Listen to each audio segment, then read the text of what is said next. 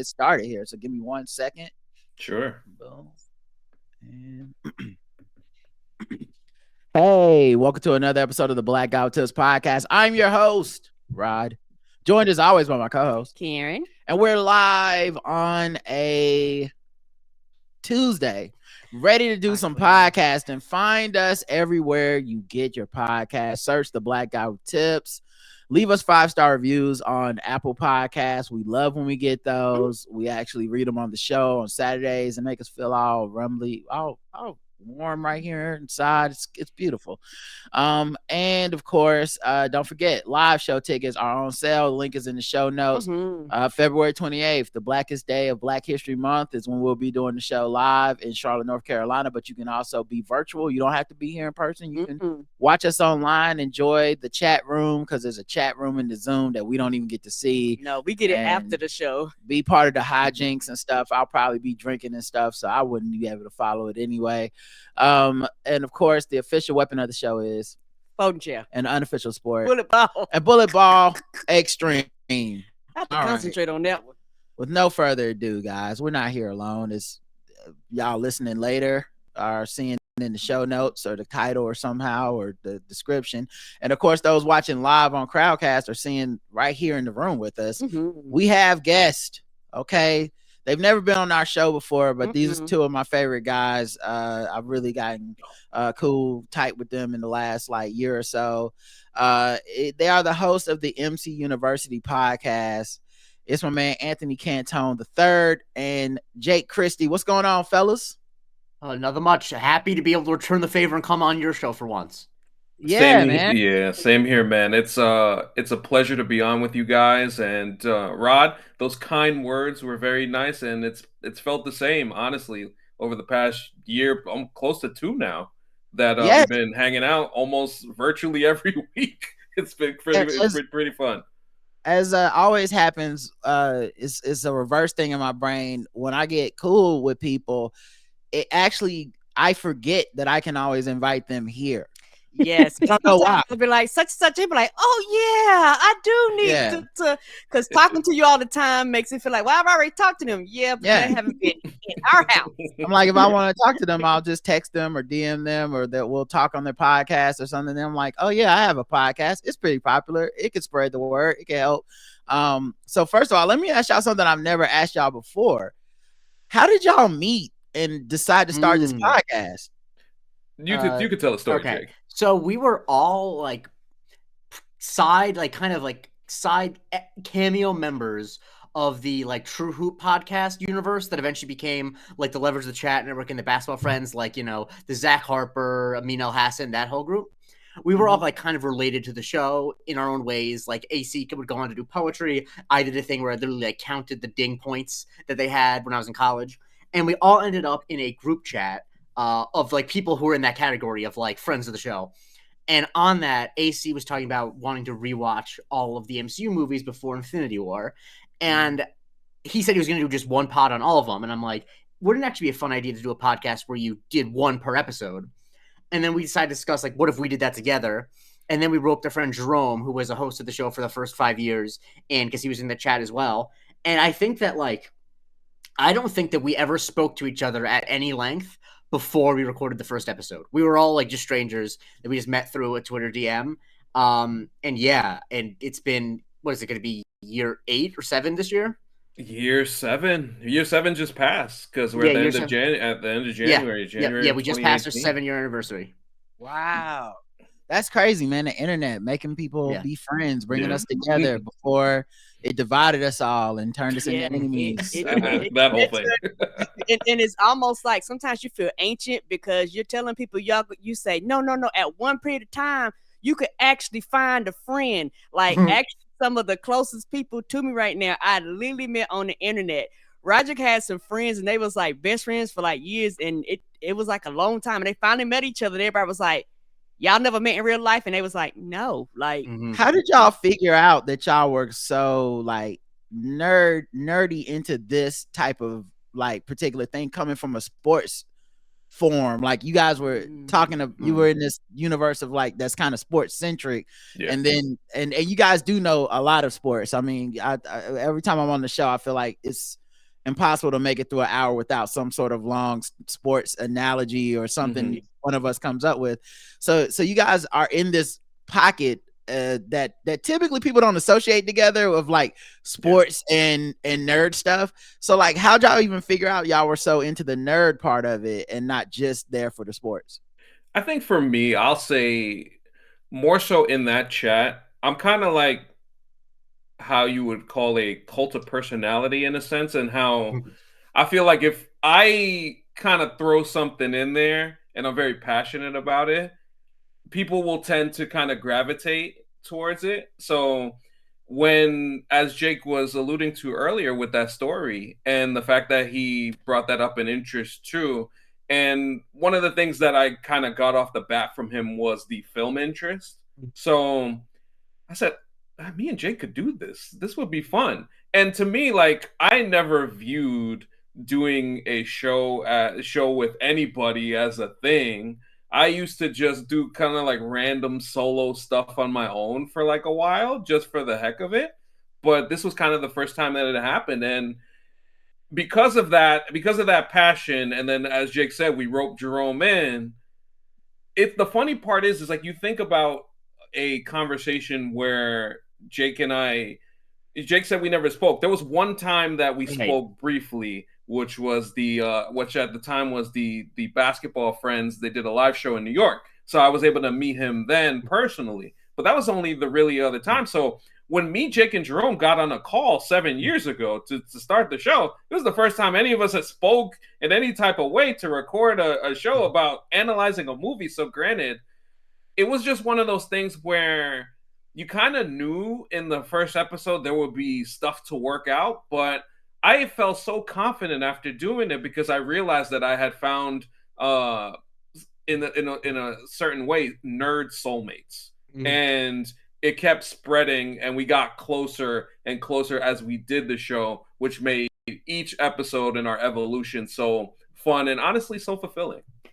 Yeah, and I would say, like, I'm still proud of some of the stuff we did in the early episodes, because I think like it was just us trying to figure it out. But I really think that like for what the show is now, I think that having to do episodes when there's no new content coming out during the pandemic was really what like the show got sillier and it got a lot less structured.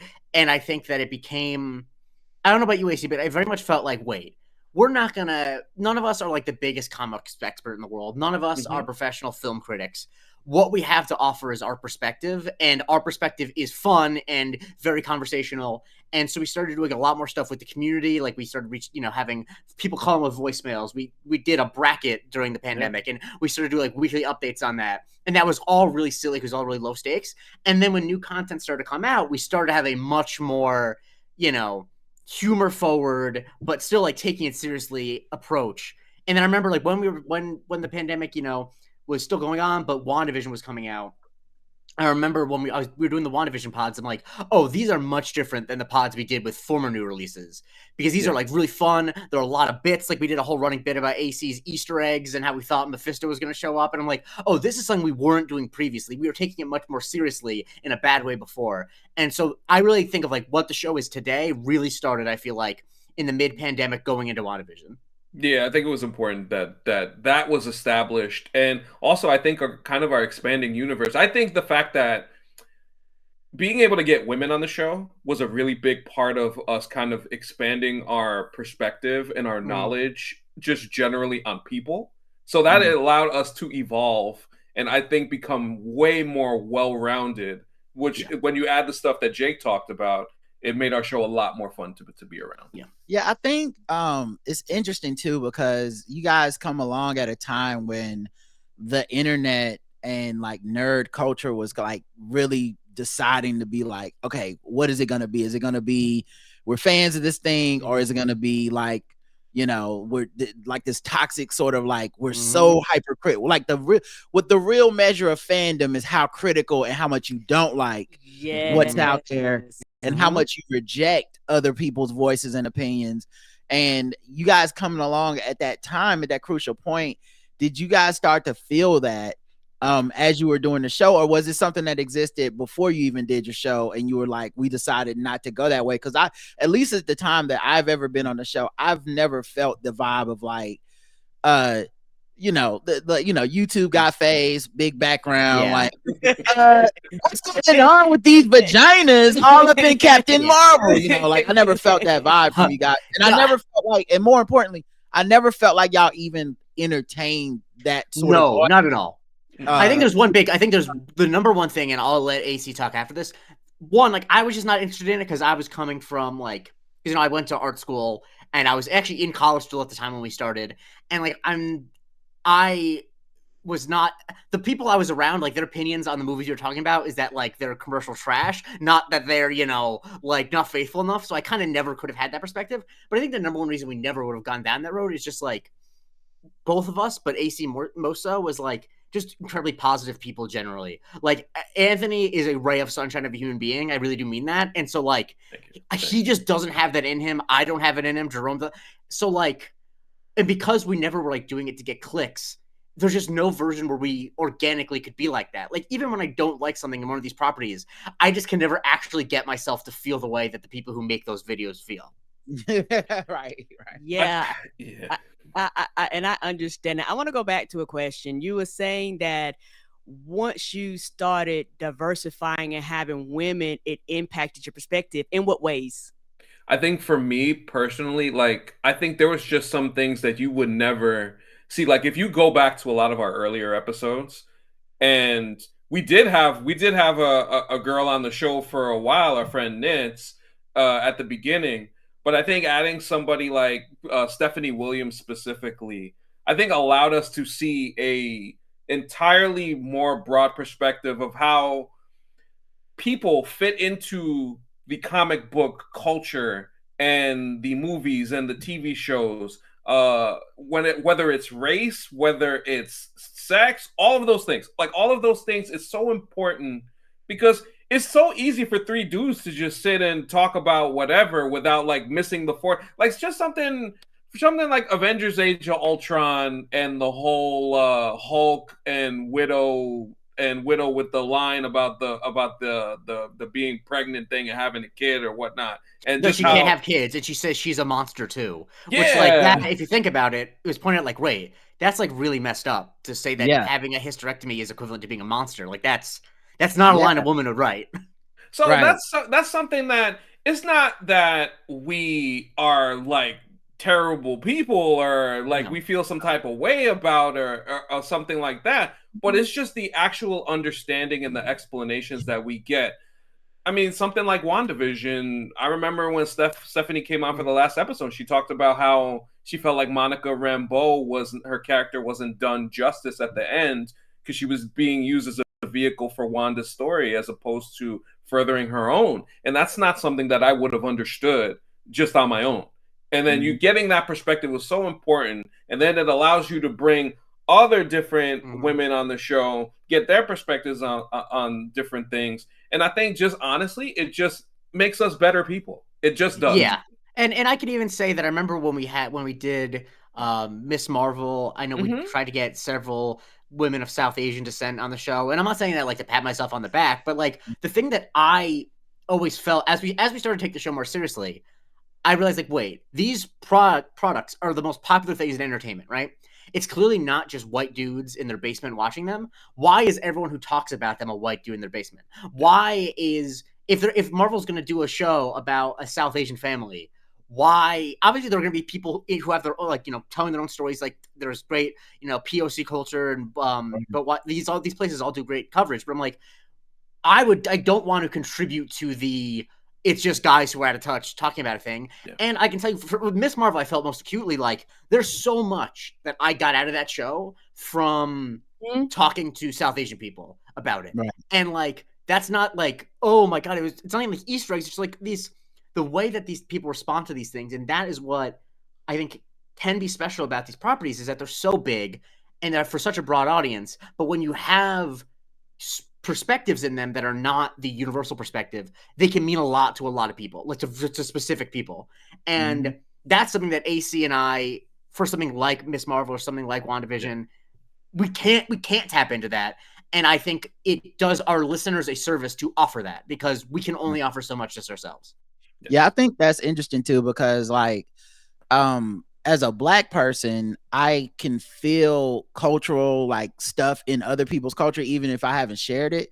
So like when I went to go see Blue Beetle, I'm like, I don't even know what this cartoon puppet thing on the TV means, but I know it shit means something to the people that made this film and to the people that the audience they intend to watch it. And and like to go find somebody that does know it, it matters. And I think it comes across in a lot of times when people review the stuff, because you'll have people that, you know, I don't like this, I don't like that. And because they didn't even consider the other perspective, they didn't consider other people getting something out of it. It's like, well, it wasn't for me and my sensibilities and what I grew up with, so it's just not good. And then they don't understand the disconnect when it's like, well, Black Panther became the #1 movie of all time for Marvel at the time.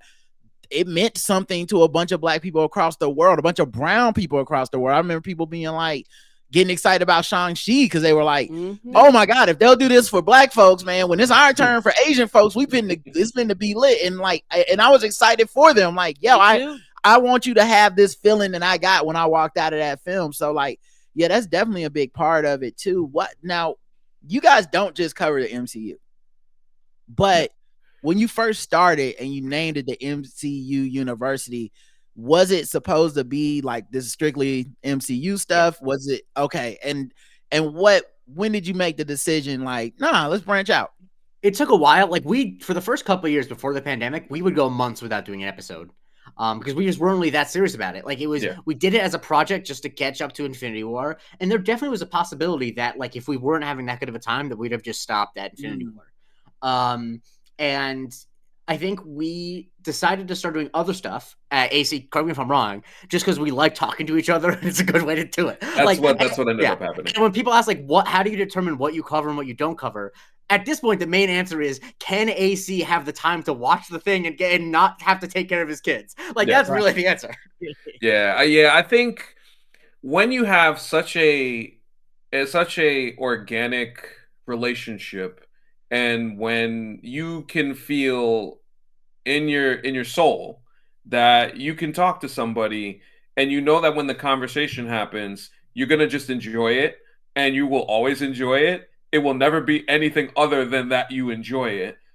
It makes it easy to do anything. So we got to a point, I mean, like Jake mentioned, the pandemic was really the greatest time for us to kind of really evolve. And then everything after that. And also, we're not one of those Marvel podcasts that is like, oh, I want DC to fail. You know, I want DC to stink and things along those lines. I love Superman. I love Batman. I want those movies to succeed. I'm so excited for the Superman movie this year. Me too. Yes. I think for me, I started listening to y'all when Roger first started going on the show. And my relationship with nerdom is really wild. We actually do a spin-off show called The Nerd Off. And when we initially started the show, for people that go back into the archives of that show, we would do the show, and I would probably for about the first 6 months to a year we did that show, I say, I am not a nerd. I am not, because everybody online made it feel like if you say you a nerd, you have to take your flag, plant it in the ground, and fight everybody around. Just like, bitch, I don't want to fight nobody. I just want to enjoy shit. Like, I just want to enjoy this thing. I don't want to have to put up my dukes just because I dipped my toe into something. Right. And so for me, I fought it for a really, really long time, but I realized the definition of nerdom has changed. And kind of Roderick helped expand my horizon on that, because Roderick read a lot more comic books than me as a kid. For me, my whole introduction to all these characters was through the movies. Mm-hmm. So for me, and I try to tell people that are heavy in the comics, sometimes they fail to realize, sometimes me and Roger will be literally talking about the same character, different versions of the character. Like, I'd be like, oh, that's such and such and such a. And I'll be right, but Roger will have maybe more details and background information of it. So for me, my comic books is visual, if that makes sense. But it doesn't make me less of a nerd just because I came into it through the MCU versus somebody who actually knows all that background and things like that. And one thing I like about y'all show, you're very welcoming. So I can come in and I don't have to know everything. I don't have to know the this artist and this director and all these things. You might share those things with me, but it's not something that I have to go in. I don't have to go in with my encyclopedia, my thesaurus, trying to figure shit out and just be lost the whole time. There's two things about that. The first is it's a very woman thing to be like, I'm not an expert on the comic books, therefore I'm not a nerd. Men never do that. True. Men think they're fucking experts on everything. You like, you start talking to a dude and you realize he don't know shit, but it's like they presented it like you're on the same level. It happens all the time when I'm talking to somebody. So, and the second thing is, I've always looked at that stuff as like extra information if you want it. Right. Like stuff that makes it cool, but I've never felt like it's a hurdle or a challenge. And that is definitely a part of Nerdom. That's why we actually, when we started our spinoff show, I named it the Nerd Off, because I thought the Nerd Off is the like funniest, most annoying thing about being a nerd. It's, you go to EB Games or GameStop or whatever, and you're like, oh man, I want to get Final Fantasy 6. And it's like, oh, Final Fantasy 6, not Octopath Traveler. And it's like, I just want to buy a game, bro. This ain't a competition. I don't need to prove to you how staunch in this, but a lot of dudes approached it that way. And so the irony of naming the show that was that, well, we're not going to do that. We're going to just have a fun time. And I feel like you guys are kindred spirits in that I typically don't go on people's shows to talk nerd stuff unless like I feel like it's a positive vibe, because I don't want to be there and have to fight for my life every week. I don't want to, like, if some motherfucker brings up DEI to me or some shit in a serious way, I'll probably end up cutting him out. So like, you just, and it's become like a thing. Like it used to be like this is like a joke or something. Like you might bring that up to be funny, but like I saw today, you guys shared a clip where y'all guys had a guest from last year that made a joke about DEI and Captain America as Sam Wilson, and like, but there were but there were people who were actually saying that shit today, because Anthony Mackey, I'll show the interview in a second. Okay, but Anthony Mackey answered the interview question, and there were people that actually, in all full earnesty, were like, "Get this DEI shit off of my fucking TV" or whatever. And it's like, you have to almost be vigilant about making sure that doesn't infiltrate your space. And I appreciate that from you guys, because it's not a conversation we ever had. I just picked up on the vibes. I listened to the show before I got on and stuff, and I was like, oh, cool. These guys have carved out a space of like, you can still be critical but have fun. Right. And the ultimate goal is that we're still here to have fun and fellowship about something we like and we love. Whether we're mocking it or whether we're praising it, but the spirit is like one of camaraderie, a communal spirit around this thing we like, and I think that's so important, and I applaud you guys for being able to do that. Well, thank you. I think I think the coolest thing about everything that you just said is that me and Jake never had to have a conversation about it. It just happened. It just happens as is. I've always felt like, especially as this nerd thing has kind of gotten out of control in the past few years, is that there is a way to do this. And you just notice that everybody is looking for listen, people are trying to make money. People trying to get seen and noticed in all different types of ways. So I understand the level of desperation when you talk about somebody that you see a YouTube with somebody with the big old face being mad about somebody in Star Wars. Yes. That face right there. The sequel trilogy was bad. Laura Dern, Kelly Marie Tran, Daisy Ridley behind them. So like with all that going on, it's the easy. I think the easiest thing for people to do is to lean into being awful. The harder thing, and quite honestly, the more fulfilling thing, at least for me, and I feel like for Jake, is, man, we just here to have a good time. We're just here to enjoy the stuff that we love. And if there's stuff that we don't love, there's a way that we could talk about it and have fun. You mentioned the Mackey thing, and poor guy had to post an Instagram story about half an hour ago. Yeah, he posted a story We're the gonna get into caption. that. Save Yeah. that for later. Save that for later because I Yeah. got a few more questions I want to roll y'all away before we get to that. Jake, Yes, what I you do got? just want to say that I think that the vibe that we started to go for, and this is the way I feel about podcasting generally, I think when people, unless you're an absolute expert in something, I think the vibe you want to try to cultivate is that people want to feel like they're hanging out with you, having the conversation. And like, if we were to do the whole like complaining about this, that, and the other, like that might be more popular or whatever, but that's not what I would want to listen to. I don't want to listen to people be that angry about something. And ideally, we are the conversation, because when you have a conversation about a movie with your friends off of a podcast, it goes to positive, critical. When you're critical, you make jokes, you make serious points. Yeah. Real conversations can be all of those things. And so I think that like trying to box yourself into one of those is just like, that's just not how conversations work. We want, especially with these big movies, when there's a movie comes out, it's like, I want in some ways, and this is going to sound super self-aggrandizing, but I want in some ways, when you listen to our pod about a new movie, it's like, oh, I'm going to hang out with my friends for a little bit and listen to what they have to say about the movie. That's what I want.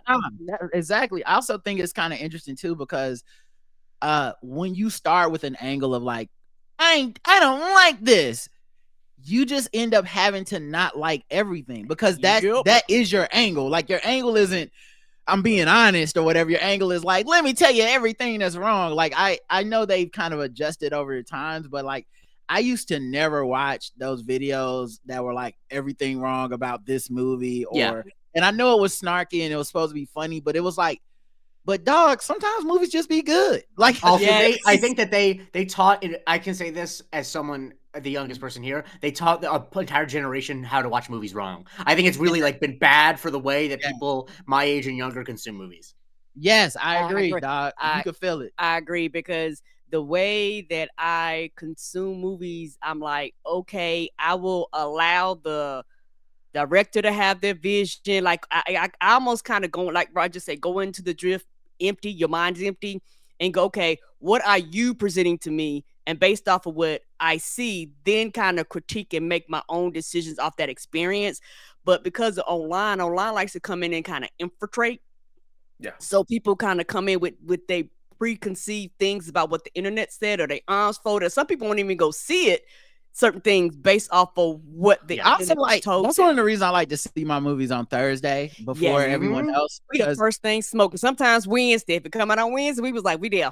I just like to watch a movie and not have the conversation that's happening online in the back of my head, one way or the other. I just like to like walk out of the theater, and sometimes it's actually funny sometimes watching a movie on like a Thursday, not having heard anyone's opinion, whatever your opinion is, and then seeing the deluge of opinions come in and being like, you know, sometimes it's like Donald Glover with the pizza, you know, walking into the community, everything's on fire, where you're like, oh shit, I like that. Okay, well, just backing out, you guys enjoy your conversation. Y'all got it.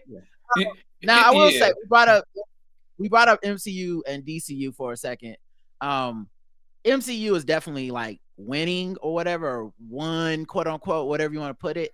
But like, I'm actually really fucking hopeful about this James Gunn DCEU stuff.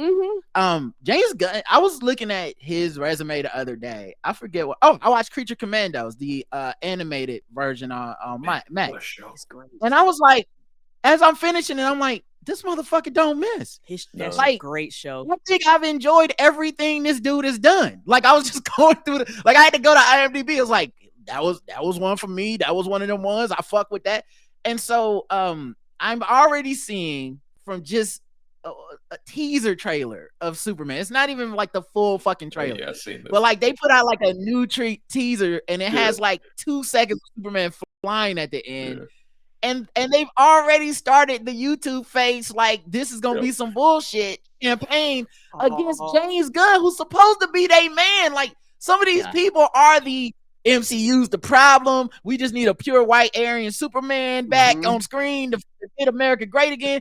And they're like, look at how he's flying. They can't even enjoy the thing they said they wanted. Like I said, that's true. Yeah. Oh, that it's the CinemaSins vacation of movies. People think that a movie is good or bad based on like things you can observe about it. That they're looking for like a fault to find in the movie. And because they think that like, oh, all we need is a person to save the DCU, but like because their entire posture is just reactive, they can never be satisfied. Because also, especially because like James Gunn is not an anti-woke crusader or whatever. He's by all accounts a very thoughtful guy. The first it's the first takeification of everything. Especially comic book media has gone through a heavy version of that over the past few years, where everything is just analyzed and pinpointed and poked at. Like it's kind of like amazing to see how it's devolved over the past couple of years. I mean, just something as simple as that. It's like a Marvel trailer, like the Daredevil trailer came out a couple weeks ago, and people were talking about color grading. It's like, what? I saw somebody a bone sticking out of somebody's arm as Daredevil was beating somebody's ass, and that's what I cared about. That's what I'm like. This ain't cool. This ain't cool to you. It's not like it's not red enough. It's not red enough. It's too dark. It's too light. It's like, dog, come on, what are we doing? Yeah, that's crazy, dog. But you are right. That is how it is. Karen, what are you gonna say? You're gonna say something. Two things. Number one, for the first time in a long time, and I can speak for myself, I got really excited about Superman. Like just anything coming out of that camp, like live action movies, because when he whistled and Crypto showed up, as somebody who loves the cartoons, I was like, oh, they're doing the dog. And I know for a lot of people who might not even know who the fuck Crypto is, like, the fuck is a dog doing here? But for me, I was like, oh, they doing the dog. And it was like, oh, this is going to be live. So in my mind, I was like, somebody took the time. Like, he actually cared about the material, if that makes sense. Well, hold your second point for a second, but that's what I like about James Gunn is that he likes the silly shit. Yeah, like all the Suicide Squad, all the Creature Commandos, and he does, but he takes the silly shit seriously. Like, same thing with the Guardians of the Galaxy, the silliest fucking comic book. I remember when they announced that movie, we were talking about it on the Nerd Off, and I was like, "This is the Steph Curry heat check of the MCU. This is them being like, look at these fucking weirdos. I know none of you heard of them. You didn't read those fucking books. And yeah, it's a talking raccoon. And the slacker from Parks and Rec is the lead. Deal with it. Yeah. And I promise you, it's gonna fucking blow your socks off. And you're like, we'll see, MCU. Yeah. But they did 3 times in a row. So like, absolutely, that's one of the things about James Gunn is when I saw Crypto, I was like, this is dope. And it also, I don't know what his plans are, obviously, but I've been saying this shit for a few years now. I would love to see someone go sillier with Batman too. I think we've been so fucking serious with Batman. He has no fucking sidekicks. He's always like fucking right. He got a whole ass family. My parents died. My parents died, and I'm gonna fuck y'all up. I'm giving concussions to every poor person in Gotham, and I'm like, but there's like a mirth to Batman that's just been absent for about 10, 15 years now. Mm-hmm. James Gunn might be, I'm not saying he is, I don't know what his plans are, but he could be the one to be like, nah, man, give this motherfucker, give him Damian, give him fucking the Bat family, put Nightwing in there, talk about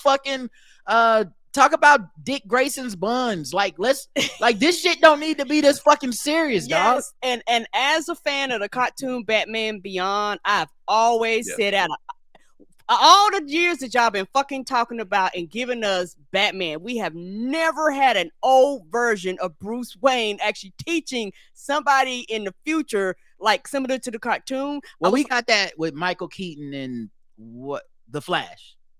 That was him. He was old Batman, and he was teaching. But was he? But that's not what. Yeah, I'm just letting you know.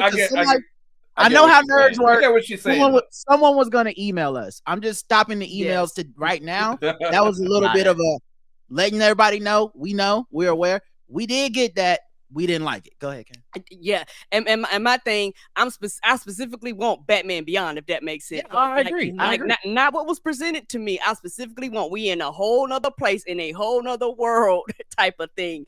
And so for me, I'm very excited, and I feel as though, as somebody who, put like this, I'm rooting for all of the movies. And for some reason, people don't believe you when you say that. It's like, no, I'm rooting for all of the movies. I'm watching and I'm being critical based off of what I see. Also, I'm spending my motherfucking money. Of course, I want it to be good. Right. Mhm. And that's so funny. We normally go see them all, and so Yeah. over time, I've been disappointed and been kind of hurt. Like actually, as somebody who going with this excitement like a kid, because I really do enjoy these movies. Yeah. And so like this is my jam. So I'm like, okay, I want to go in. Then when I leave, I'm not. And I'm like, okay, do I even have the faith that y'all are going to do what you need to do? And so for the first, and I can say for the first time in a long time, I'm actually excited because I looked at Roger with something DC. I was like, yeah, I see it, but I don't care. Like I had to literally separate myself from it because I was like, I don't want to go on with these high expectations or any expectations. And in my mind, I end up being disappointed because of that. Mhm. And also, when we were talking about before about people being critical about the critiquing and the video boys, it's too many people that forget that all this shit is made for kids. All of it, the comic books, the movies, it was adults writing things for children. Okay, you taking your grown ass adult mind and you're analyzing the shit out of it. You're going in, you're picking everything, you're learning everything in advance. You want any crumb that drops that comes out. You know everything about everything that's coming out because you just got to consume everything. And then you're disappointed because you already know, but you went hunting for it. You went looking for it. You set yourself up for disappointment. In my opinion, you set yourself up for disappointment versus like me. Sometimes when certain things come off, I will even stop watching commercials. Like once we get to a certain part, 2 weeks in for some of them, like, oh, you ain't got to show me another motherfucking thing. I don't want to see it. I think the internet and living in the information age, it did change fandom in my lifetime because I remember the first time there was like set photos that weren't from the like production, you know, where people are like, oh, this guy in the jacket is here and that must mean he's a cameo, and people come up with whole theories and spoilers, things that like kind of hurt. Yeah. And then movies and TV sets started adjusting to it. I remember like Game of Thrones putting out fake scripts and shit because that's how bad people were spoiling it, and it's already based off a fucking book. But you're like you're having to like expend extra energy that's not creating for your show, but on like creating a myth for people to not spoil your show. So it definitely changed something, and there's definitely like we have opinions now way before we see things, set rumors, reshoots, secret guest cast, cameos, like storylines, script rewrites. We know so much shit now that it is very much like adults. Yeah, and also, one more thing I was gonna say. Sure. What do people got against just being surprised? Like I was looking at like I like to go in and be like, oh shit, I didn't know such a oh shit, this happened. Like people have this tendency to not want to be surprised. Well, I think people do like surprises, but we're talking about content. So if I make content, Marvel's not coming out with a movie every week, but there is a set room every week. There is a reshoot. There's a whisper campaign every week. So that's my content, so you want to talk about that stuff because it's content, and it doesn't have to mean you have a podcast or YouTube. It could just mean I want to go on my Twitter and I want to talk to people about it. And especially ruminating, misery loves company. So if I'm ruminating over like, guys, I saw the thing, it's not going to be good. Like there's like a way of misery bringing in the more Captain America movie. That's exactly. What that is. With the Captain America movie. And I'm not saying people are wrong. We'll find out when we see it. But we'll find out. I've actually avoided much of the discussion about anything involving the movie because I like being surprised. And to their credit, Deadpool was the last movie that hit me with surprises in it because I didn't know all the cameos were happening because I avoided all that news. And the second I saw fucking Channing Tatum as Gambit, like my whole audience went crazy. And part of the reason that the audience went crazy, in addition to I'm sure being super nerds and in the know, but part of the reason they went crazy is because they didn't know he's coming in this. And we did lose something with this like idea of we need to know everything right away all the time. 100%. As opposed to just like, show me a movie. And then afterwards I'll be mad or I'll be happy or whatever. I think really the thing that's at the root of all of this though, and I noticed this the most with Star Wars because of how long Star Wars has been around. So much of the anger that these angry nerds have about these properties is that they first got into them when they were 8 years old, and they're mad that they don't make them feel like they're 8 anymore. That's really what it is. Like, even like obviously it is for kids, and I think to some extent, like a lot of things like Star Wars now are made for kids and like adults, like obviously because they know that Right. their fan base has been around forever. Mhm. And I don't think that It's for Kids is like a way to paper over problems, because obviously there are good kids movies and bad kids movies. But I Agreed. think what these people want is they want the magic that they felt when they first came into experiencing these things. And that just will never happen again because they're not 8 anymore. And I Right. think that like it's why I make an effort to recommend non-franchise superhero movies on the pod as much as I can, because I'm like, you know what actually will make you have less pressure on these movies to make you feel great is if you have like a wide variety. Like, I don't need Marvel movies to make me feel like I'm 8 years old, because like I still discover new movies all the time. Like, it's not Right. if your entire identity is just being like a Star Wars guy or a Marvel guy and that's all you consume, then like, yeah, of course you'll be constantly disappointed, because nothing will ever feel as good as when you were 8 and you got your first big book of comics, or when you were 8 and you first saw, Star Wars in the theater. So like, I really think that I think they're actually kind of a big problem that's happened is that because the market is so saturated with these types of properties, people, like if you were a big Star Wars fan in 1995, you had to watch the movies for grown-ups. There simply was not enough Star Wars content to keep you completely satiated. But if all you're consuming is just stuff that is for like kids and adolescents, I think that really warps your mind, because like there's nothing wrong with consuming these things as an adult. I think if it's all you consume, then like you are just putting yourself in arrested development. And of course you're going to have bad emotional reactions. You're consuming the content of an 8-year-old when you're 37. Yeah. I think, doing a little bit of entertainment journalism in the last couple of years for a brief spell, like actually doing a press, because I did Shang-Chi where I interviewed a couple of the cast members, and one of the things that was told to me before I did the interview was, ask a specific question about like what's happening in the next movie or the next movie. And I felt like it felt so disarming, in the sense that I would like to ask something more about like how you felt about this, or a character choice, what interested you. And I felt like because it was the woman who plays Zhai Ling, Shang-Chi's sister, where I was asking her those questions in the first couple minutes, and you could tell she wasn't going to it. And then I hate it so much. And then I felt like, all right, you know what? Let me go to how I normally do stuff. How I'm used to doing it.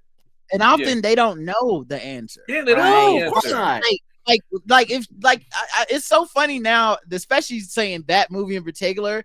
It's so funny to be asking those actors like, what's the plan for you guys after this, knowing that we fast forwarded past the blink and the snap, and like there doesn't seem to have been many plans for those characters. And so it's like we were all excited, we enjoyed this movie, and now we're asking you about your future employment that no one's talked to you about in 5 fucking years. So like, yeah, that is pretty fucked up and wow. It's you really can tell too, because I watch a lot of celebrity interviews. It's a thing. Even before I started doing this podcast, I love late night interviews. I love junket interviews. And you can just tell when an interviewer asks a question about like the future, or about like what a thing that could be a spoiler, the energy just drops out of the room, because it's like, you're asking me a question. Not only can I not say, but you are not engaging with me as a person. You're engaging me with me as someone to get content, to get a headline. And if I was an actor, I'd be like, fuck you. I'm sitting in front of you. Like, talk to me about things that I can answer. The person you want to ask these questions to is not in the room. Why? I'm an actor. How do I know what the character's going to do in the future? And so, I mean, we haven't had a ton of opportunities to interview like people who have worked on this stuff, but I know the 3 or 4 times we've done it, we've never once asked, unless it's a creative person, we've never once asked what the next thing is. Just like, that other people can do that. We might get more clicks if you do that. I don't care. We want to know about what we're reflecting on, in the same way that, like, if you were to see an actor on the street, you would probably ask them like a question about a scene in the movie, not like, and what do you think Daredevil is going to do in the next installment? It's like, it's always funny too, because like that's such clickbait, and it always gets a headline no matter what they say.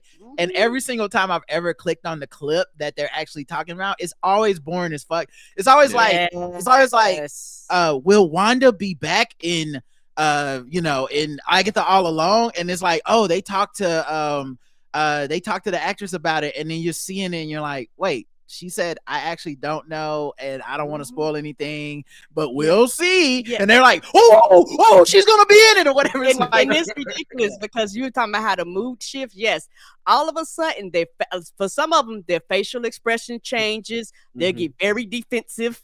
Like, you know, like you can tell that. Well, because we also have huge stories, especially with MCU, but I'm sure with all these other huge franchises too, where someone fucked up and then we act like it's cute, but honestly they fucked up. They fucked over someone's job. They fucked over the movie. They fucked over promotion, PR, some secret. And it's cute in hindsight, but these are high level multi-million-dollar decisions. Yes. And it's like, remember that time that Ruffalo accidentally spoiled such and such? And it's like, yeah, I'm pretty sure he was probably fucking mortified, got a call from everybody he got off. Like, he probably wishes you didn't ask that fucking question. Right. These are grown adults is the thing too that I always go back to, is like there's a way that people talk about these properties. I think because they're based on comic books, which are more of like a one artist. They're more of like a thing you're in conversation with. But like the thing I always say, and this is kind of sacrilegious in fan circles, is that movies and television shows are actually a one-way street. Like, you can give some suggestions, but like fans don't have a say, and we shouldn't. And I think that the way that people want to treat these actors, like they want to be in on the conversation, like, oh, is this?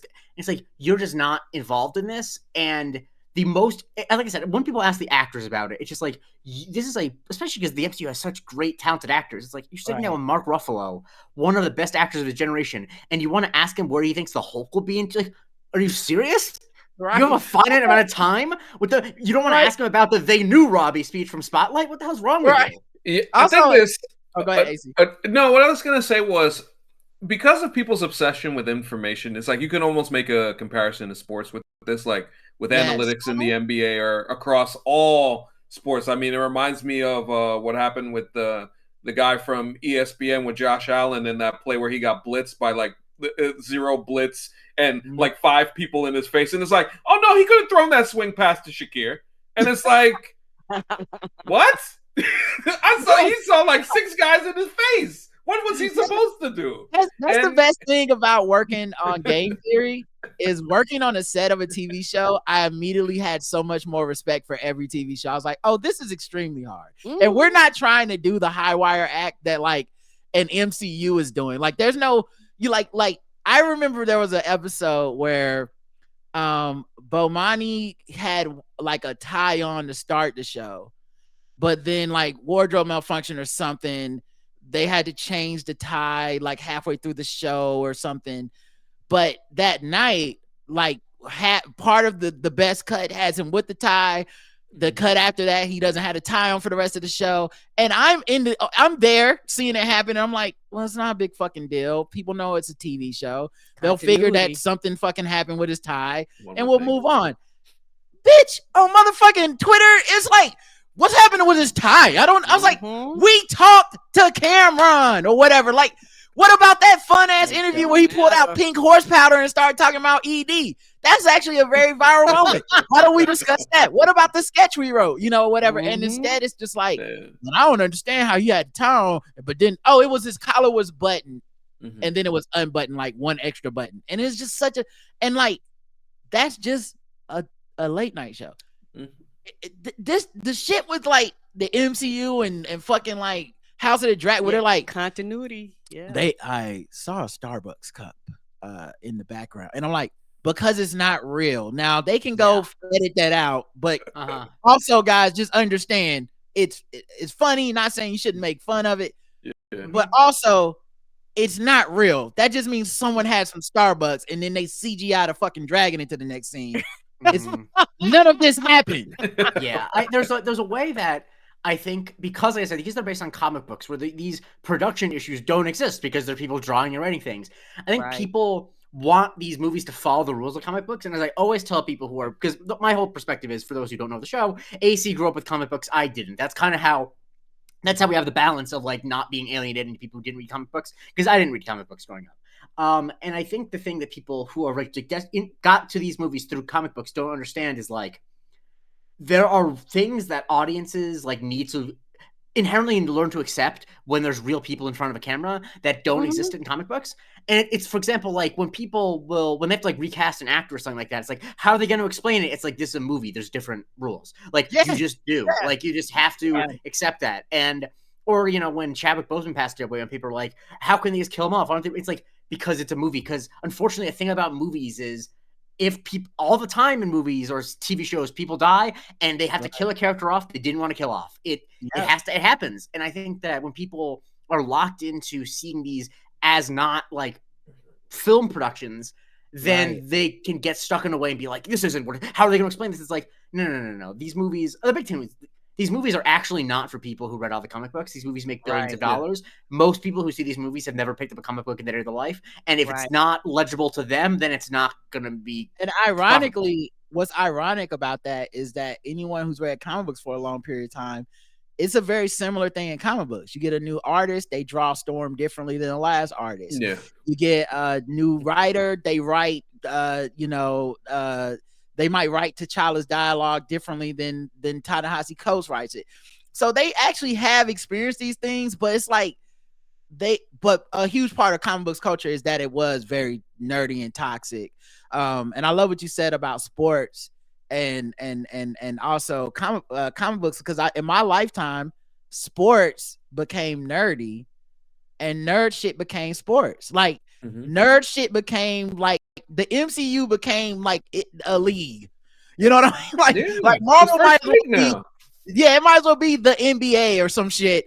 The NFL, as the amount of people who know it, follow it, and like it casually is up there with every sport. And sports became like super analytical, like corner threes and his real field goal percentage and all this type of shit. Real plus minus, like all of those things. But meanwhile, when I was younger, like you had I would say baseball was heavily on the stats for sure. Yeah. But like in general, your general sports culture was like, this motherfucker cold or they not. It's like, yo, Mitch Richmond though. Oh, Mitch Richmond, dog. Tim Hardaway. Oh my God. It wasn't like, yes, but what is his true 3-point percentage? Because I don't know if I would give. Also, like, put Iverson in 2025 and get and the type of crazy ass conversations you would get out of something like that would just like. Oh, you ever think about, like, people say Jordan's the GOAT, right? But we've never had a stat how many Jordans. We have LeBron as a stat.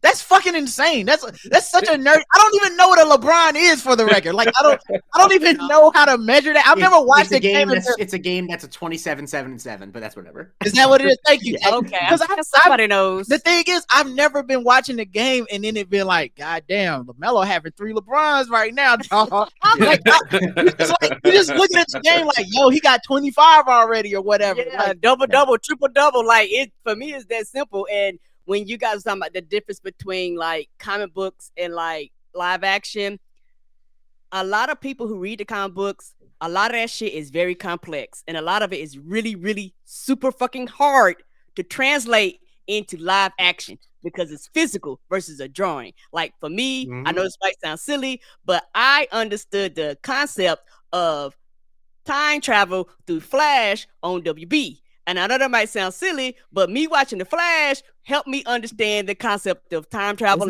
One is not silly at all, and two, as a comic book reader, you actually have as complicated an understanding of those concepts as I got from the comics. It's not like the shit the MCU did with their version of time travel is different than the Terminator, it's different than Back to the Future. So you have as much of an understanding as I do. It's not that different. And in the comic books, I think I said this last time I was on y'all's show. It's comic book bullshit. It like like the comic book bullshit is just basically sleight of hand magic for people. It's because like every creator don't remember that shit. Every person that's written a comic book don't remember the shit that happened before. There's people that guide them a little bit. They're like, oh, if you want to do something in this time period, here's what else was going on in this time period. So you won't write like a complete thing. But like I watch comic book people come up with bullshit. Like the big one, I know what it was. We talked about Black Panther and where was the future of it. And it was like, what are they gonna do with T'Challa? And I was like, some comic book bullshit of time fucking travel, multiverse, magic spell. No one gives a fuck.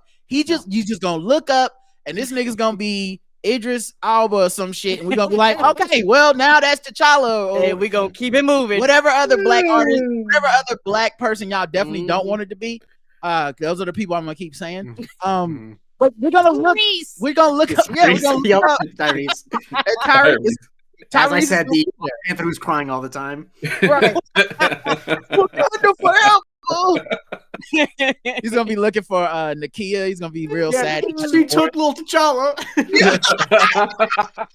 Gonna be good. I can't wait. He's gonna be in the driveway of that beach that she was on Instagram Live. Another thing I wanted to bring up too, man. So we've been, I think, talked about a lot of positivity and stuff, but we got to keep it real here too. Okay. What's up with these Sony Spiderman movies, dog? Like, as positive as I try to be, I can't see it for all these movies. I let people have Venom 1, even though I do disagree that I feel like I shouldn't even say disagree. It's more of a like double. It's the two standards. It's like it's like going to your niece's recital. It's like that's good for y'all. Yeah. Good job, y'all. But you know, they of course took that, and now your niece is performing at the fucking local bar in front of people and charging money, and you're like, no, you were a recital good. This shit right here, you getting worse. You're not even practicing no more. What the fuck is up? Do y'all think this Craven thing is the actual nail in the coffin? We are done with these Sony Spider-Man spinoffs. Yes, I do. I will say my favorite, I think the first Venom is fine. I actually like the second one just because I think it's so gonzo with storytelling, and the fact that it's basically structured like a romantic comedy between Eddie and Venom is fun to me. Like, it just, like, structurally from a screenplay perspective, think about it. They're together, they break up, they hate each other, they both like go on a journey of self-discovery, and then they come back together. Like, I like that a lot. Yeah, but first of all, let me agree with you on that for sure. And then let me just say, it's the third act for me. The third act is just bad. Yeah, it falls apart. It falls apart. Yeah. So I think they're done because they just stopped making money. Like, that's the big thing. Like, the thing people have to remember about the Sony Spider-Man movies is they would not have existed if Venom did not make $1 billion worldwide. Venom outgrossed. If Venom was in the MCU, it would be, I think, in a top 10 MCU movie worldwide gross. Like, it was huge. And so they convinced themselves, like, oh my God, and the MCU can have Spider-Man. We can make billion-dollar movies without Spider-Man. And of course, anyone who's ever had a thought outside of a boardroom in their life was like, that's dumb. That's not going to happen. And so they kept trying. And the big problem they had too is that Venom is like the most famous of all those characters, and they kept getting less famous and less famous. And I think they now I don't know what their pivot's going to be. My fear is that they're going to try to do some bullshit where like they try to like extract Tom Holland's Spider-Man out of the MCU. But, like, yeah, I think that for them, it's just not – the reason I know it's going to be over is not because of the quality of the movies. It's just, like, from a financial perspective, it actually doesn't make sense for them to do it. I think they'll probably lean more into the animated stuff, which I think is great. Their animated Spider-Man movies are amazing. They're great. Yeah. And so I think that they're done, and I think that, like, it really is just a misunderstanding of what has made the MCU successful and what has made the MCU able to – take bullshit characters like the Guardians of the Galaxy, no disrespect, and make huge movies. It's because there's the promise that it's all interconnected and it all has a level of quality. You can't do that. Like, Madam Web, you can't make people excited about her if everyone who knows anything about the movie is like, well, legally speaking, she can't meet Tom Holland. You know what would have been dope if they would have did Stiltman? But go ahead, AC. I think Stiltman. I think we still may see Stiltman at some point. I'm looking forward to. Listen, I'm not even joking. I think there's a chance. If they would have, because they're already making shit movies.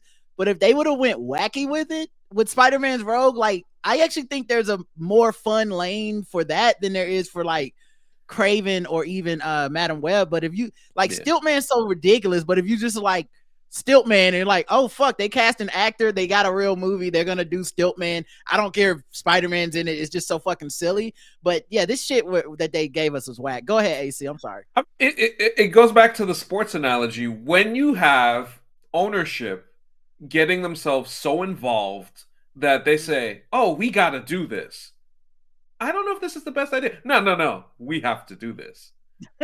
And then you do it, and then eventually the diminishing returns, Venom 3 is just, when I saw that, I said I could not believe that they wrote that movie and put that thing out there. I can't believe they made a Venom movie boring. How did they do that? How? There was things that happened and then it ended. That's the best way to describe Venom 3. Things happened. My man Otto Hightower was in that joint playing a hippie. And honestly, about halfway through the film, I was like, I'd rather follow him and his hippie family than any of the shit happening with Venom. Absolutely. I was like, you left King's Landing for this, sir? And it's like Chiwetel. Come on, I'm sure you had a big check. Come on, man. You were an Academy Award nominated person. Their ability to cast people in these movies, it just leads me to like, I wish if I had a sketch show, I'd definitely write a sketch of them bringing these actors in and just lying to them that they're going to be in the MCU. Because I can't imagine that there's another way that they're getting some of these people. Some of these people have to be like their agent has to be like, you want to be in a MCU, a Marvel. If you want to be in a Marvel movie, it's like, fuck yeah, I want to be in a Marvel movie. You want to be in a movie that's in association with. Right. Oh, you said Marvel, yes, in association. Like the jokers that keep saying in association with Marvel. And Chiwetel's like, I thought I already was in a Marvel movie. Wasn't I already like a sorcerer or something? Oh, you ain't. Wait till you get this script. Matter of fact, don't even worry about the script. Just show up to the set. This is gonna be crazy. I see. It must be like the multiverse. Okay, I'll be there. And then they just show up and they're like, Sony. Yes, upset. And it's like, because I just double checked to confirm this. I remember that when they first were developing a Madam Web movie, their first choices they wanted, they were looking at Charlize Theron and Amy Adams. And I think it goes to show what the reputation of Sony became, that they had to go to Dakota Johnson after that. Because while I have liked some Dakota Johnson performances in the past, she is not on the same level as those other two people. And I think you could just tell that the sheen just wore off. Like, that people started to know, like, oh, this is a level below. And I think the big problem that Sony had is that audiences are dumber in terms of, like, being able to just, like, understand the way movies work now, but they are smarter when it comes to, like, production than ever. And the amount of people who will buy a ticket to a superhero movie who don't know the difference between the Sony Spiderman stuff and the MCU, like, everyone actually knows the difference. And I think Sony thought the audiences were still dumb. It's like, no, like, 10-year-olds know the difference. And so you can't trick people into seeing a Kraven the Hunter movie thinking that Tom Holland's going to show up. And it's getting, because the movies kept getting worse, the difference started meaning a lot more. Because I remember when Venom first dropped, the difference didn't mean as much to people. It was like, I enjoyed that, and I also enjoy MCU movies. By the time it's like Madam Web, they're like, who made this shit? Like, it's like when you go to a potluck and you bite a dish and it's shitty, and you're just like I now want to know who made the potato salad, not for a good reason, but because I'm never eating anything they make again. I don't give a fuck what they bring to the next one. They are done on these streets. And I feel like that's what happened. They made people be educated. Like, people like ignorantly going into MCU movies, and after Sony burns them like 3 times, they're like, actually, I would like to know who made this shit. Yeah, people started asking questions. Like, they started educating themselves and things like that. And like, for me, this is where my nerd actually shows. I was like, no, there is a difference. Right. And I think that, like you said, the audience is smarter, more people. And I think the most, in my opinion, because me and Roger goes to a lot of the movies, the most egregious thing about Kraven has actually been doing previews for almost 2 years now. For those of you who don't know, it was like pre-pandemic, pandemic. They kept pushing it back. Madam Web I think came Morbius out. was the same thing. Matt. It was supposed to come out around Morbius, then it was supposed to come out around Madam Web, and they was like, "Oh shit, people gonna realize this is some bullshit." Right. And so they finally pushed it back, but they was like, "We actually don't have a choice." I think what fucked them up the most is when Marvel was like, "We're not putting out any movies next year," and they were like, "Fuck, we need to be able to put something right after you guys." Right, because they count and then the mix. And then Deadpool came out. There was like, all right, we'll slide it in after Deadpool. People think it's part of the multiverse. I just think that it's really just a shame in hindsight that they try to make these movies so down the middle or like dark, and it's like the fact that they didn't even consider zagging. You know what I mean? Yeah. That they're actually just trying to make straightforward superhero movies when they're trying to make like they had the biggest opportunity to zag, to make Craven like a hard R, like gnarly movie. They could have done that. To make, Madam Web, like Madam Web could have been like almost like a teen comedy around the three girls. Like these movies should have had less pressure on them. And like I have a lot more like I give more of a side eye to movies like that not taking risks. Like the MCU is McDonald's. They're not going to take as many risks. But it's like no one is expecting. But you know what else? You know what else? Sony is what the worst fears of what the MCU was gonna be is Sony. Correct. Because the amount of stuff that you can, and if especially those of us that watch a lot of movies. So if y'all are casual and y'all don't watch a lot of movies, y'all might not notice this, but I know I do. The amount of post editing that they do to these movies, where like they clearly are inserting like audio that never took place, dialogue that was not on screen. Like they're cutting away to where it's like you see the back of someone's head and they're like, we need to get the formula. And I'm like, that wasn't the original plan in the fucking script. No, it wasn't. And the amount of like the heavy-handedness that the studio must take with these films, that has to be stifling to even the people that get to direct them, because it's like, I didn't even, like, maybe they had a silly, funny Madam Web script, and but by the end, someone was like, nah, this shit need to be fold into like the Spider-Man universe in case one day Tom Holland goes on a crack binge and he needs the money, and then we can just like force him into these scripts, and we can always say we set it up from day one, as opposed to you getting to make a fun, silly teen comedy that you wanted to make, Karen. Poor Tom and his crack binge. And I think the biggest thing, and me and Roderick are movie critics, the biggest thing about all these groups of movies we just talked, there was no previews. And so I mean, there was no screenings for critics. Yes, there was no screeners, which means that's what I always tell people to watch out for. We didn't get advanced viewings of it. Right. And I guarantee you it would not be surprising if they had like their audience and the audience was them, like they actually played it to themselves, to the CEOs, everybody stood up and clapped, and they was like, good movie. Like they didn't show it to anybody outside that room, because if they would have played it to people would have been like, oh, this shit sucks, you need to do something, because they've done it to a few movies, and then they had to do reboots and re-edits, the Justice League and all that shit. They was like, oh, we had to change it. She's like, yeah, because you played it, and people was like, this is some bullshit.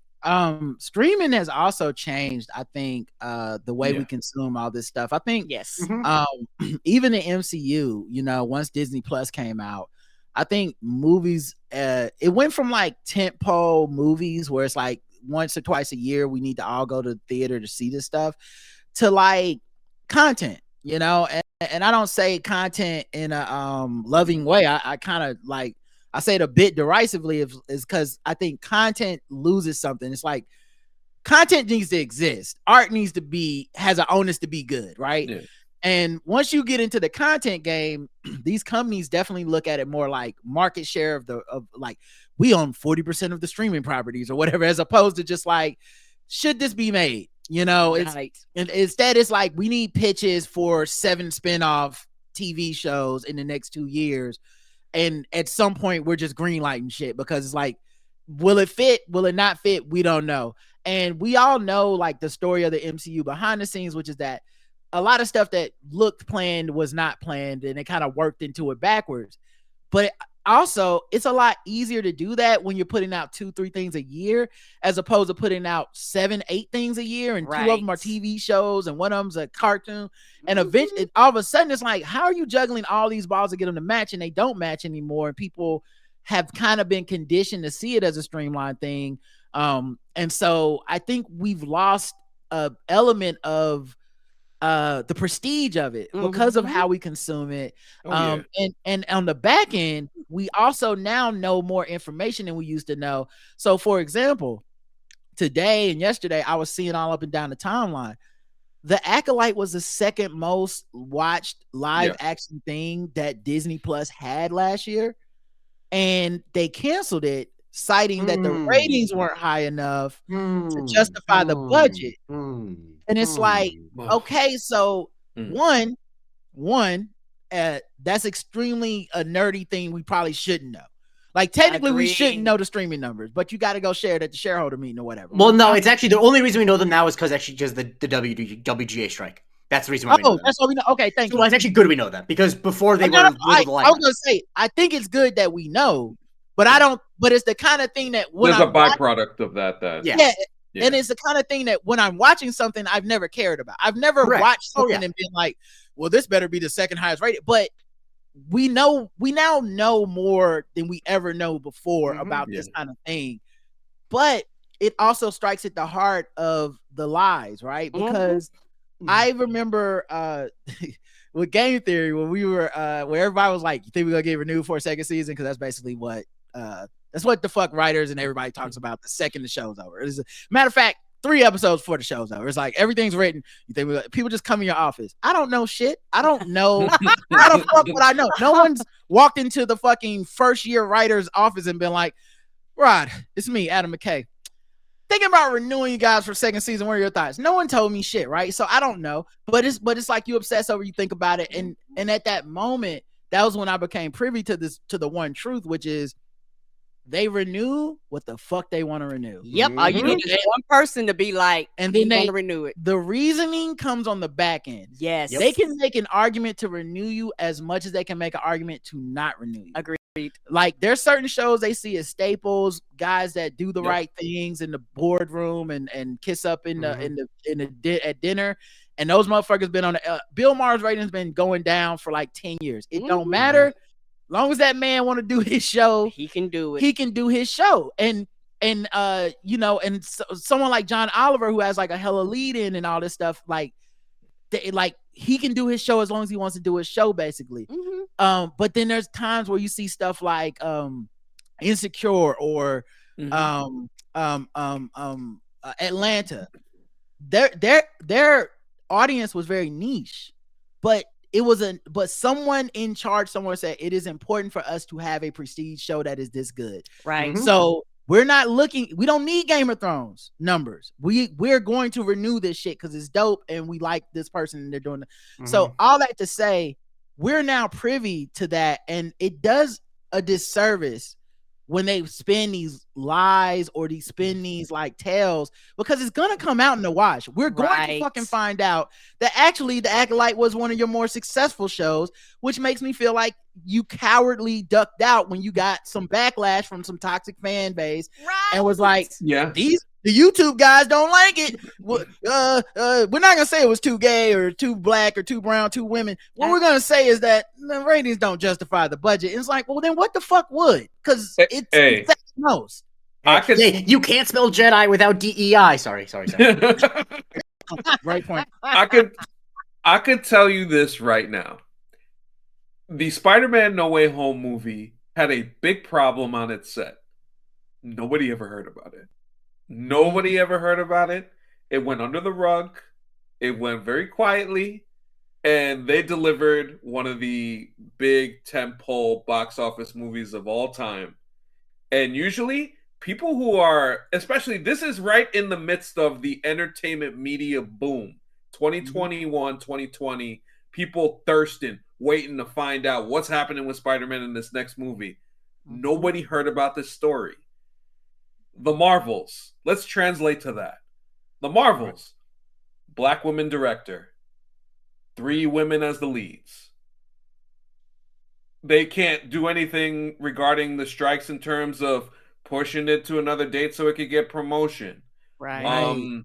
They can't do anything in terms of just helping the actors promote the movie after the fact. Right. Nothing can be done. This movie gets trashed and trashed and trashed and trashed. It comes out on Disney Plus a couple months later. Wow, that was pretty good. Right. Wow, that was pretty good. And everybody that's seen that movie praised that movie. People was like, this movie's actually good, y'all. And I think I said it on y'all's show, but I definitely said it on the Nerd Off for sure. And the other thing that I think got swept under the rug is there was a huge power struggle at Disney at that time for someone. There was a guy who was trying to take over the MCU, and his whole thing was all this woke DEI bullshit is fucking up the product. And coincidentally, the Hollywood Reporter, like all these different outlets are just leaking out like, you know what the problem is? It's a little too DEI for us, and we think they fucked up this time. It's time for the MCU to change hands. And the second that guy was essentially ousted, crickets. Like There's no more leaks all of a sudden. There's no story. Variety, just no more behind the scenes. I remember the one, I know why, because we were doing Loki season 2. And I remember the one was they had that big hit piece right before the finale, and there was the way they fucked up with this Kang shit. They are done. Jonathan Majors, this has sank the MCU. And I remember us coming on there, like that was like 2 weeks before the finale. And we saw the finale, we all going there and we're like, so like, what the fuck are they talking about? Right, what are they talking about? Like, they could kind of go anyway with this at the end. And it was like, and that's when it clicked to me that some of the stuff we're witnessing is like power plays and stuff that we now have a bit more insight into. Yeah, and I think the way that they did Nia DaCosta is one of the moments that made me like feel worse about doing a show about the MCU. Not that I was like embarrassed, but I'm like, this is like really toxic shit. And the fact that it's not just fans are doing it, clearly is, a company-wide thing. And, I'm glad that she's getting the 28 Days Later movie, because I was afraid that she'd be in director jail for the rest of her, because that happens to people. I mean, and I think that you're absolutely right with this. Like, the thing about the Acolyte too is that it's a sign also too of how streaming has warped television, where because all these shows are like 8-episode seasons and there's 3 years between them, there's only ever the expectation there's going to be like 3 seasons. Whereas back in the day, you would take it. If there was a show in like the first season that didn't have great ratings, you take a chance on it for season 2 because it's like, well, people will start to watch it and it will grow. Whereas now it's like, if there's going to be an Acolyte season 2, it's going to be 3 years to make probably. It's going to cost hundreds of millions of dollars to make. So you can't be like, well, let's see how season 2 does. Let's see if it grows.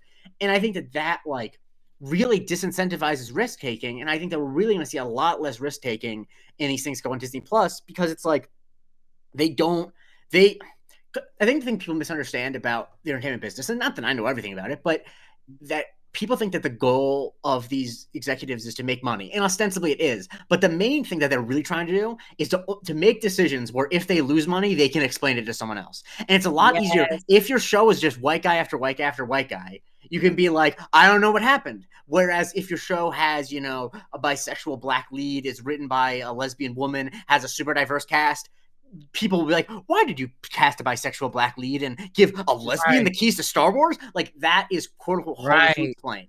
Yeah, and I think also to continue off that point, I think the climate that we're in currently has allowed for that type of thinking to not only invade the executives, but and not only the fans, but even the people who are doing these shows themselves. Like, for example, we got the Friendly Neighborhood Spider-Man coming out tomorrow.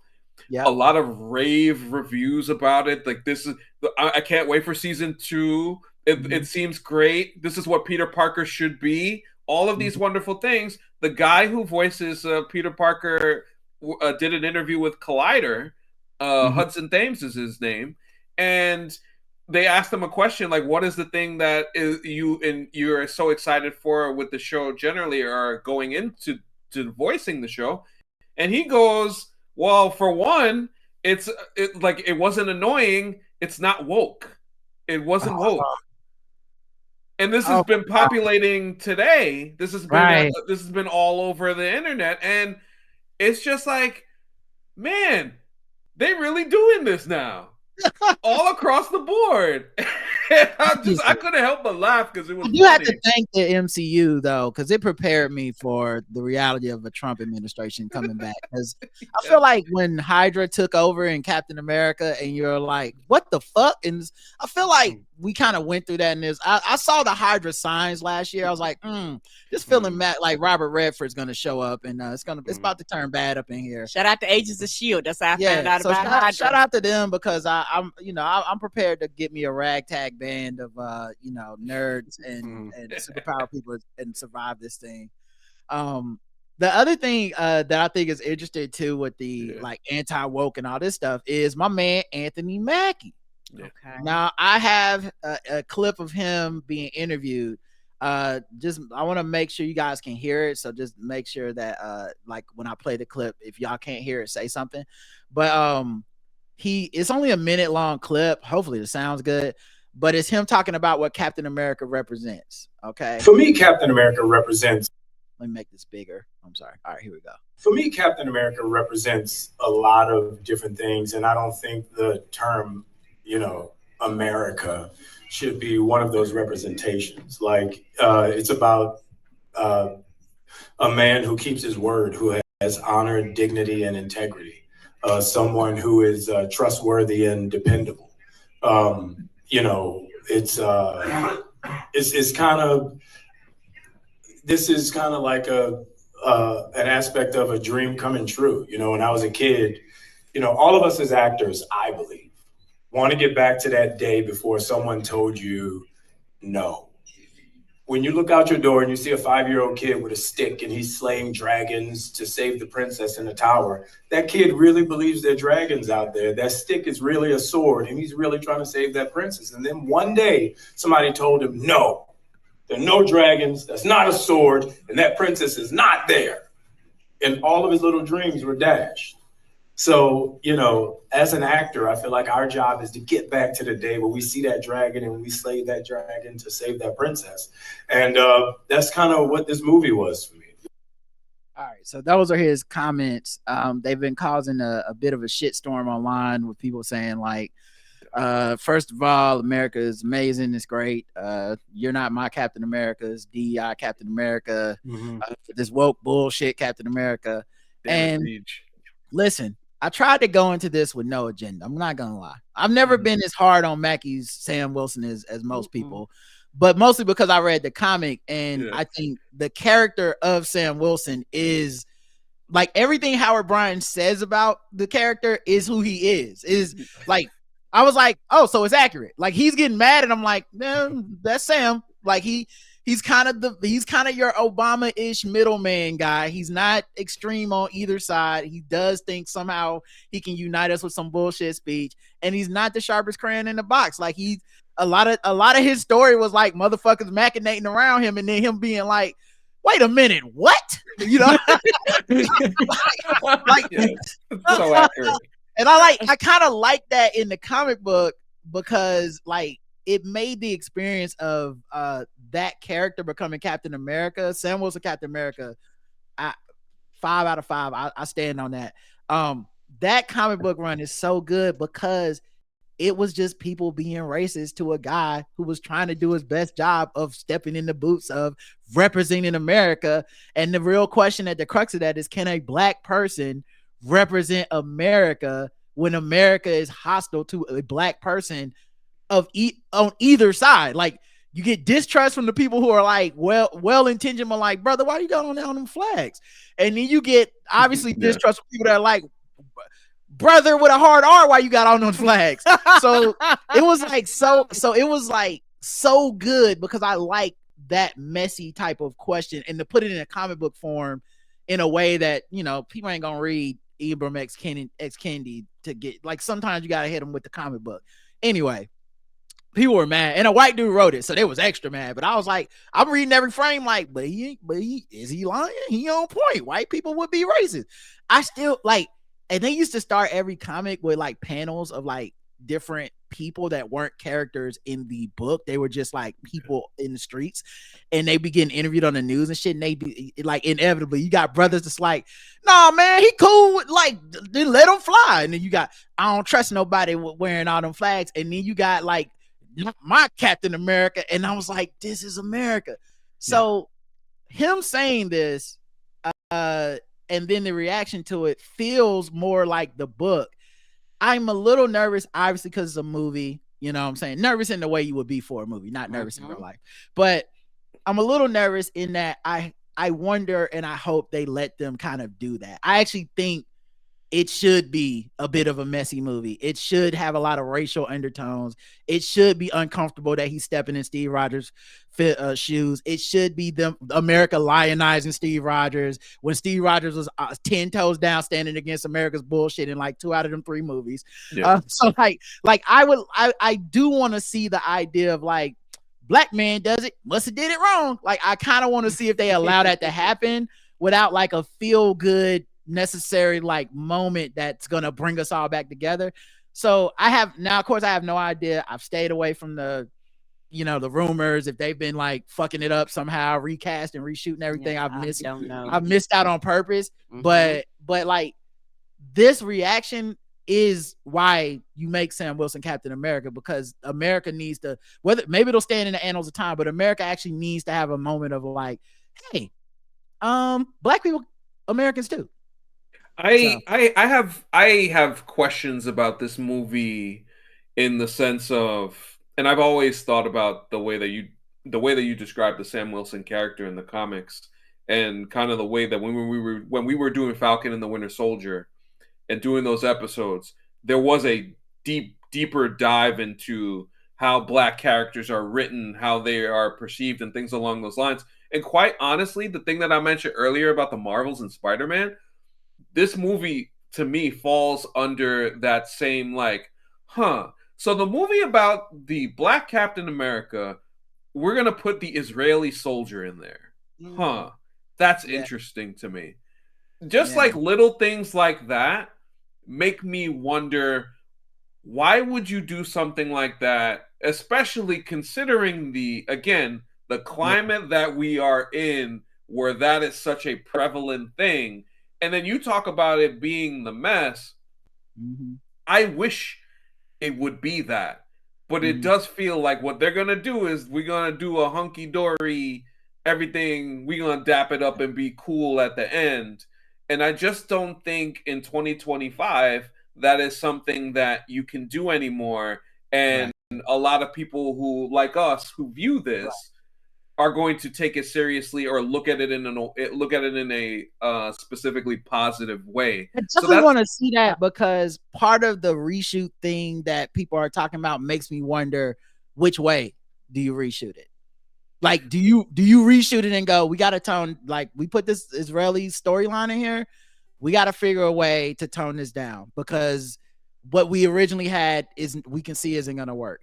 You know, like, I don't know if you guys may know more than I do. No, I don't know about UAC, but I don't know a ton about the specifics of what they're doing. Yeah. I think the only thing that I'll say, because I would like to preserve it for everybody, the only thing that I'll say about it is, it tells me a lot that they felt the need to add Giancarlo Esposito into this movie about a year after the original movie was shot. And then put him in a significant role as a villain, as opposed to what they were doing previously with the Serpent Society being a huge part of what the movie is, and now that they're kind of like more of a background figure as opposed to being front and center. So that's kind of where I would look at it. As far as that's concerned. All right. I also think it's very ironic that Anthony Mackey is the guy, because Anthony Mackey's history of talking about race is so fucking wild over the years. Like, he has been the center of so many stories on our podcast where it's like, what the fuck is Anthony Mackey talking about? Make daddy a sandwich. Make daddy a sandwich. And now he's that's my clip. Yeah. Like, I remember at one point he was Mr. like, cut your cornrows off, pull your pants up. Like, I remember he did an interview like that, and then like later played roles where he had cornrows and sagging. It was just like, what? Anthony just be saying anything. Like, that's why his damn look on his face, with that damn look like he hiding a secret that none of us know, and that he's the only one that's in on it. That's why his face looked like that, because he will say anything. Okay, that's why he don't talk to y'all in public, because he don't know what's coming out of his mouth. You just want to say hi at the gas station, you're gonna turn around and say something crazy to you, like make daddy a sandwich, and you're gonna be like, what the fuck's wrong with Anthony Mackey? But these interviews that he's given, at least the answers in the interviews, they sound like what I would want a guy who played that character to say. Yeah. No idea what the fucking movie's gonna be, but he's playing like, he ain't sounding like the Anthony Mackey that told us pull our pants up and stop listening to hip hop. Now he's on some like, listen, man, I don't even know if you should call him Captain America. You should call him Captain. He a good dude, because maybe America not always good. It's like, okay, all right. It's just it's so annoying that like and I'm not surprised by it, but that we live in such an infantilized culture where saying that representing a country as a whole might not always be perfect. Like, that's such an obviously true statement to me. Right. And like, but it's like, these and this is of course who's running the country, like people who are like adult man children who don't want to accept concepts that things are complicated sometimes, and like of course no shit you want a character who stands for goodness might not always be on the same side of a country because no country is perfect. And I do love, of course, that people pointed out that 2 of the 3 Captain America movies, like you said, involve Steve Rogers going against America, but of course because he is the whitest of white people that they're not going to question that, like that's why. And also it's like it's just bad elements. Oh, it's this Hydra took over America. It's right. Like, I still remember when before Hydra, I still remember when that motherfucker was in Avengers and he found out Nick Fury and them had the weapon. He was like, he was mad as shit. Like I was asleep. What the fuck is this shit? The thing that I get frustrated by, not even frustrated by, because I'm not surprised by it, but like the people who are like most rah America and talk about how much they love it, you would think, and of course I know why they're like this, but you would think that they would be the most angry when about the bad parts of America's history. That like that they would be most angry about it because it's like we're not living up to our ideals. Like we're the land of the free. Like we should be most angry. And that thing I like about Captain America with Steve Rogers is that he actually is that. Like he actually he believes in the American ideal so much that he actually has a problem when it doesn't live up to it. And I think that frankly, I think some of the most compelling rhetoric in America's history is when people use the like, hey, we said all men are created equal. Why are we not doing that? Or we say that for people. Like Steve Rogers, like, no, he's 10 toes down. Like, you are not fucking with. Like, we're not building weapons with this shit. I knew he was one of them ones where he woke up, saw a black man with an eye patch standing over him, and didn't say nothing racist. Like he was just like, okay, I accept you're in charge. I gotta run because I'm scared and I don't know where the fuck I'm at. But it wasn't like he woke up and was like, boy, give me a sandwich. And what is this man doing out of his servant uniform? That was a good man. All right, we gotta run because we got a hard out at 8:30. Can you tell the guys where to find your podcast? Of course. MCU University Pod on Twitter, Blue Sky, all that. And you can find Marvel Cinematic University on all podcast platforms, and on YouTube you can watch our lovely faces as we talk about it. We also have a Patreon, patreon.com/MCU University Pod, where we do 2 bonus episodes a month at least. We do a mailbag, and we also cover a franchise movie outside the MCU. We're currently doing the John Wick movies, so John Wick Chapter 3 will be out next. There you go. Make sure y'all do that, man. These guys are so fun. Such good people. We got to have you back. Next time we have you back, we'll talk to you guys about your TikToks and stuff too, because that was like a big deal. And I look forward to hanging out with you guys again in the future, man. Make sure you guys follow them for real. These are salt of the earth good guys. And especially if you like the way we talk about nerd stuff, you'll like the way they talk about nerd stuff. I wouldn't steer you wrong. We'll be back Saturday for our feedback show. Tomorrow we got a Hornets game, so no show tomorrow, guys. Thursday we may or may not do the sports show. We'll let you guys know. Until next time, I love you. I love you too. Mwah.